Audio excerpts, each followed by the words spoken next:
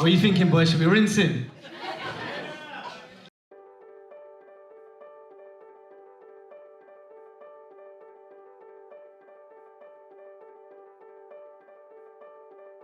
Hey everyone, welcome back to my vlogs. I hope you're enjoying the content that I'm making. Please do continue to show me some love.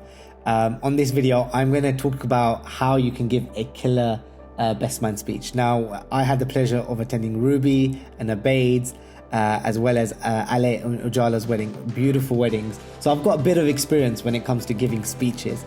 And it's just so happened my best friend got married literally months after me. So I had to give a best man speech. I'm going to show you guys how that went. I'm also going to give you a little tease of how my registry went as well. So guys, enjoy, and I'll see you for the next vlog. We've got a wedding coming up on Saturday, and yeah, it's not looking good. I still can't put some structure to it. It's not that funny just yet.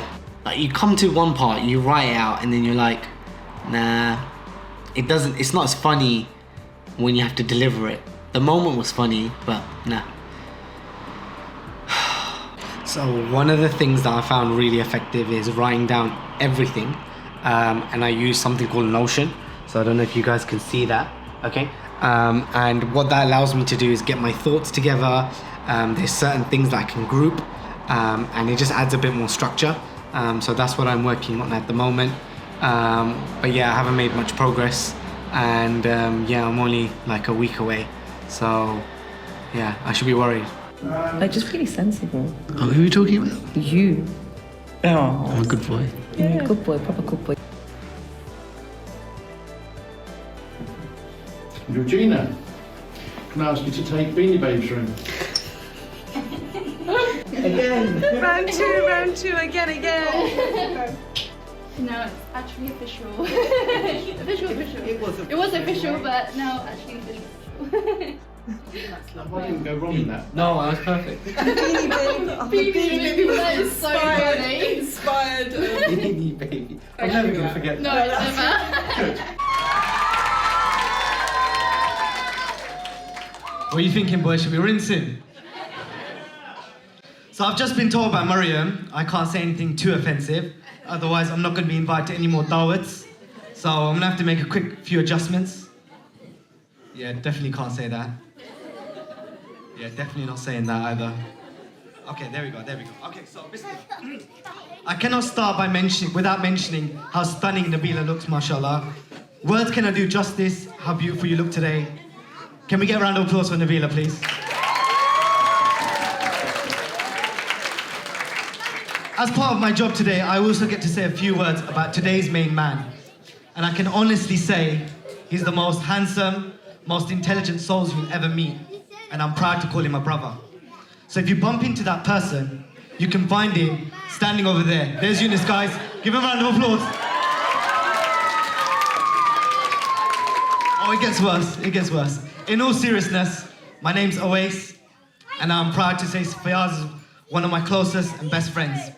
Over the years, we've shared countless memories, from random road trips at night to starting a party at the back of an Emirates flight to Dubai. The bond between me and Fayaz transcends friendship, it's brotherhood. So let's take it all the way back to 2009, where it all started.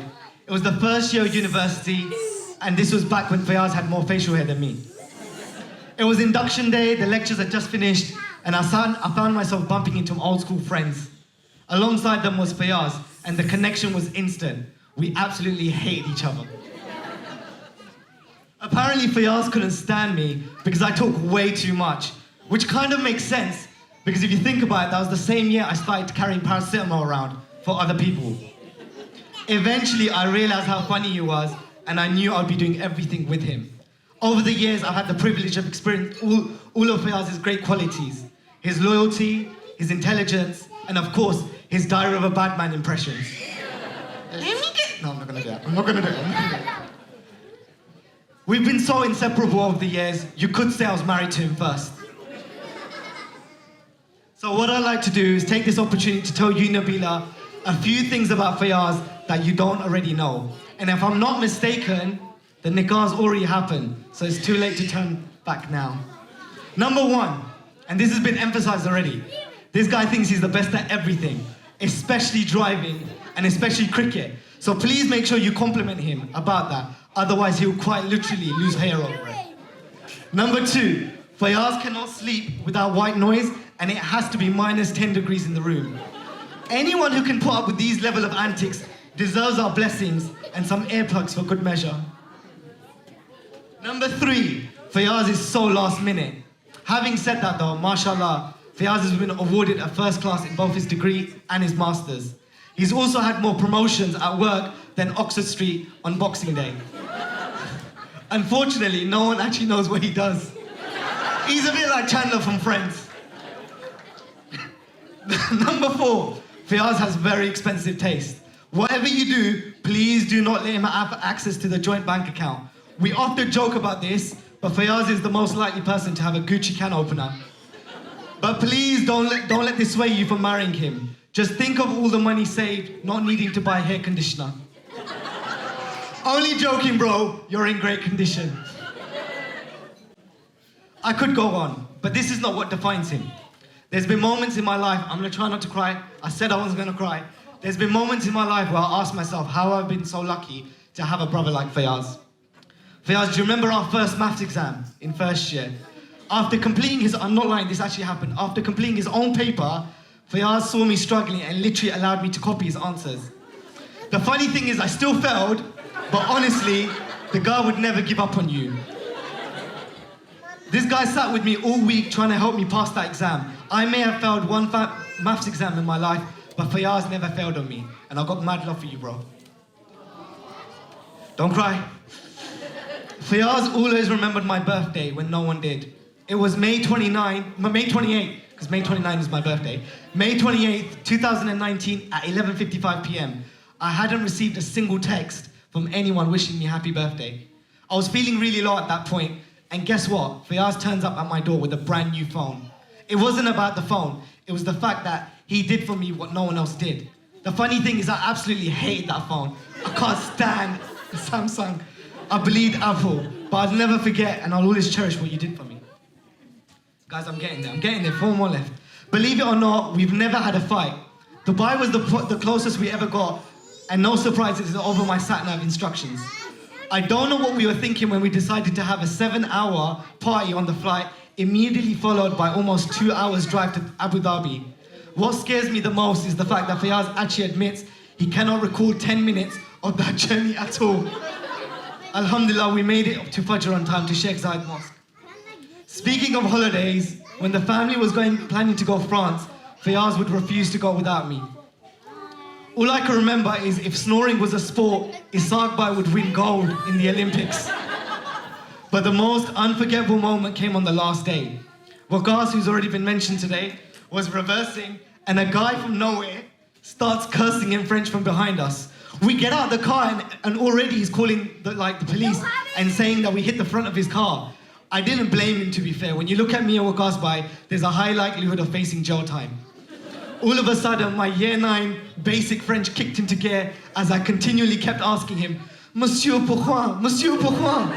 It was the only ammunition I had, apart from asking what his French dish was, favorite French dish was in French. In the end, he was given a slap on the wrist for wasting police time. Let's not forget dental school, which was really tough. I was struggling to find patients during my training years, and Fayaz was one of the only few friends that actually signed up to be treated on. I want to publicly apologize for accidentally numbing your throat, Fayaz. That was definitely part of the treatment plan. So it's been a big year for me too. Alhamdulillah, I got married to the lovely Georgina. Can I get a round of applause for all the married men in the room? Come on, guys. That's quite fitting, but remember, guys, the dua of the oppressed is never unanswered. So, before I wrap things up, I want to share with you a few rules of a successful and loving marriage. Rule number 1, never go to bed angry. Stay up and fight all night. Number 2, the best way to sum up being married is like being a Man United fan. It's most likely downhill from here, but there will be glimpses of hope. Number 3, the most important successful words for a marriage is, I'll do the dishes. Remember that, Fayaz. And before you marry him, Nabila, remember, if you can listen to him chew, then the chances are that you can basically tolerate him. Now, lastly, what I'd like to do is I want the bride and the groom to stare deep into each other's eyes. Now, statistically, you're staring at the person most likely to murder you. Now, what I want you to do is place your hand out in front like this. Now, Fiaz, what I want you to do is basically put your hand on top of Nabila's with your palms facing down. Now, guys, take a good look at this. Take a picture if you need to, because it's the only time Fiaz will ever have the upper hand ever again.